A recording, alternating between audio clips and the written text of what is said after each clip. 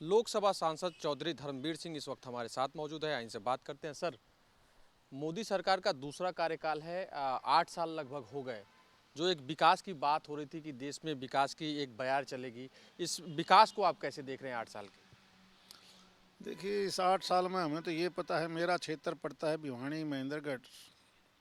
अगर मैं नारनौल के आखिरी छोर से भी दिल्ली आना चाहूँ या मैं चंडीगढ़ जाना चाहूँ तो पहले जितना समय लगता था उससे आधे समय में मैं चंडीगढ़ पहुँच जाता हूँ। रेल में कहीं से कहीं जाना पड़े तो मेरे भिवानी, नारनौल और महेंद्रगढ़ से सारा देश जुड़ा हुआ है। लंबी ट्रेन, समय पर रेलगाड़ियाँ, ये मुझे लगता है पहली दफ़ा हुआ है, पहले ऐसा नहीं था।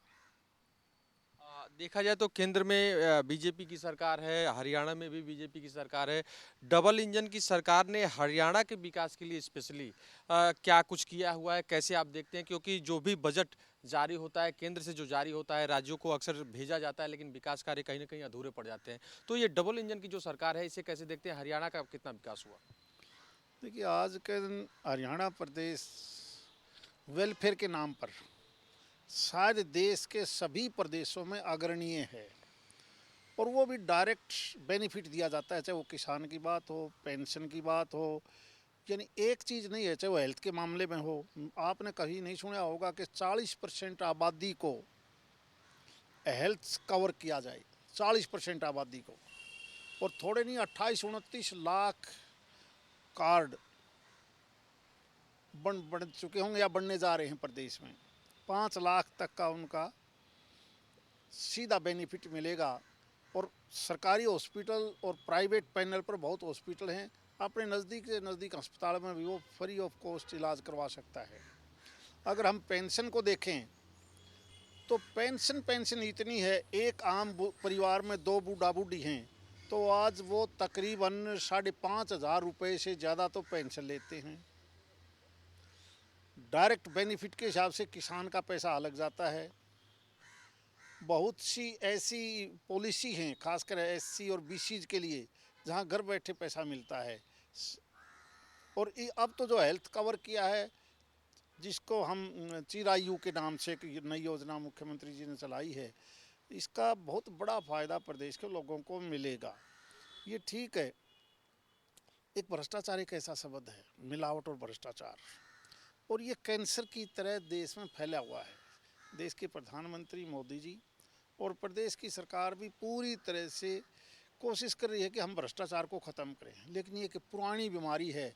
सभी लोग इसका जब तक इन्वॉल्व नहीं होंगे, साथ नहीं देंगे, तब तक ये भ्रष्टाचार रूपी कैंसर को ख़त्म करना बड़ा मुश्किल हो रहा है। इसलिए मैं इस आपके नए चैनल के माध्यम से इसकी शुभकामनाएं भी, और इसके माध्यम से प्रदेशवासियों से, देशवासियों से मेरी प्रार्थना है कि इस भ्रष्टाचार को रोकने के लिए हमें सबको आगे आना चाहिए। सर, देखा जाए तो राहुल गांधी भारत जोड़ो यात्रा लेके निकले हुए हैं। एक उनका स्टेटमेंट अभी पिछले दिनों आया कि नफरत के बाजार में मोहब्बत की दुकान लगाने निकले हैं।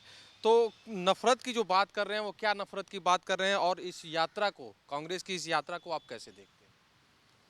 पता नहीं, मैं तो इस देश के अंदर कांग्रेस पार्टी को, वो जो उनकी अपनी भाषा है नफरत और प्यार की, विद इन कांग्रेस एक दूसरे से इतनी नफरत हो रही है कि उन्होंने आपस में और नफरत पहले विद इन कांग्रेस मिटा देनी चाहिए, ताकि कांग्रेस एकजुट हो। क्योंकि विपक्ष का रहना भी देश में ज़रूरी है। मैं पिछले 2 लोकसभा के चुनाव देखे हैं और दोनों में विपक्ष का दर्जा कांग्रेस पार्टी नहीं ले पाई। इतनी बड़ी राष्ट्रीय पार्टी, जिसने इतने सालों तक केंद्र और प्रदेशों में राज किया हो, और वो छोटे छोटे घटकों में बट के उनकी स्थितियाँ होगी हो, तो उनका सबसे ज़्यादा फोकस तो अपनी पार्टी को एकजुट होकर, जिस प्रकार वो भारत की एकजुटता की बात करते हैं, सबसे पहले कांग्रेस को एकजुट करना चाहिए ताकि विपक्ष अपना रोल निभा सके। सर, बात की जाए आपके निर्वाचन क्षेत्र की, तो आपने अपने क्षेत्र में, अपनी क्षेत्र की जनता के लिए अभी तक क्या कुछ किया है? महिलाओं के लिए, युवाओं के लिए और किसानों के लिए? भारत सरकार का बजट, प्रदेश का बजट और भारत सरकार का बजट का बड़ा हिस्सा हर प्रदेशों को मिलता है। वो किसान के वेलफेयर के नाम पर भी है, यूथ के नाम पर भी है, वेलफेयर के नाम पर भी है, महिलाओं के नाम पर भी है, हेल्थ और एजुकेशन के नाम पर भी है, रोड और रेल के नाम पर भी है, बिजली के नाम पर भी है, पानी के नाम पर भी है। आप देखोगे जिस प्रकार हर मेरा उदाहरण के तौर पर 3 डिस्ट्रिक्ट हैं, तीनों में मेडिकल कॉलेज का बनना, इतनी ज़्यादा यूनिवर्सिटीज़ बना देना, अलग अलग आयुर्वेद की यूनिवर्सिटी बना देना, हेल्थ की बात हो, एजुकेशन में हर 20 किलोमीटर के दायरे में हर जगह महिला कॉलेज का बना देना हो, ये कुछ एजुकेशन, हेल्थ और इसी प्रकार पानी के बारे में सरकार पूरी तरह से अच्छा पैसा खर्च कर रही है। रीमॉडलिंग नहर की बात हो या उनके ऊपर पंप हाउसों की रिप्लेस या नए पंप लगाने की बात हो, मैं मान के चलता हूँ सड़क से लेकर बिजली तक और गांव से लेकर शहर तक कोई ऐसा सेक्टर नहीं है जहां पर काम ना चला हो। एक आखिरी सवाल, चूंकि देखा जाए तो विकास की बातें हो रही हैं और आपके क्षेत्र में भी अच्छा विकास हुआ है, लेकिन किसान आंदोलन चूंकि इसी गवर्नमेंट में, पिछली गवर्नमेंट में हुआ था, सरकार लाई थी किसान बिल, जिसको सरकार ने कहा कि किसानों को हमारी बात नहीं समझ में आई तो मैं कृषि बिल वापस भी लेता हूं। मोदी गवर्नमेंट ने कृषि बिल वापस भी लिया। उसके बाद भी कहीं ना कहीं जो किसान पंचायतें हैं वो कहीं ना कहीं आज भी कर रही हैं और कहीं ना कहीं असंतुष्ट दिख रही हैं। आप चूंकि किसान परिवार से भी आते हैं, किसान परिवार के होने के नाते किसानों को अच्छी तरह से समझते हैं, खेती अच्छी तरह से समझते हैं, तो क्या आपको लग रहा है कि आज भी मोदी सरकार से किसान नाराज है? देखिए, किसान देश की रीढ़ की हड्डी है और आपने ये मानना पड़ेगा, देश और दुनिया में खेती अभी घाटे का सौदा है। खेती के अंदर वो फायदा नहीं है जो सर्विस सेक्टर में है, जो इंडस्ट्री में है, जो व्यापार में है, उतना फायदा खेती में नहीं है। तो इसलिए खेती करने वाला किसान देखता है कि इसकी पोजीशन तेरी तुलना में ज़्यादा बेहतर है और अच्छी बात है, किसान यूनियन फिर अपनी बात को उठाते हैं। और ये डेमोक्रेटिक कंट्री है और डेमोक्रेसी में माननीय प्रधानमंत्री जी ने जब उनको अच्छा काम पसंद नहीं आया तो अपना विड्रा कर लिया। तो मैं ये मान के चलता हूँ इस डेमोक्रेसी में सब कुछ चलता है, चलना चाहिए। बात करने के लिए बहुत बहुत धन्यवाद। Thank you.